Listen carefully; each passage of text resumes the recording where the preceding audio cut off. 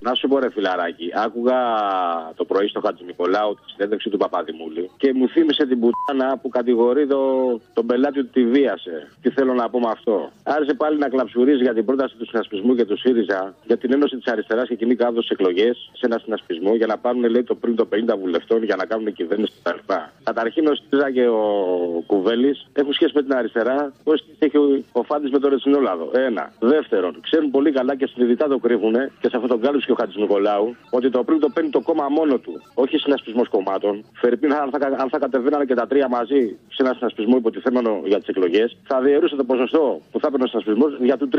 Εκ των πραγμάτων λοιπόν δεν θα βγαίνει καν ακόμα δηλαδή να πάρει το πριν το 50 βουλευτών. Ένα άλλο που θέλω να πω είναι ότι αυτοί που κόβονται για την ευότητα της αριστεράς, στους χώρους δουλειάς, στα συνδικάτα, στα εργατικά κέντρα, οι ΣΥΡΙΖΑ-αριστεροί στο τέτοιο, συμπράττουν μαζί με τον ΠΑΣΟΚ, τη Νέα Δημοκρατία, το λαός, ενάντια στο πάμε. Δεν πάνε να γαμπηθούν, δηλαδή στην τελική μας τα έχουν πρίξει με την αριστερά. Ποια αριστερά να πούμε.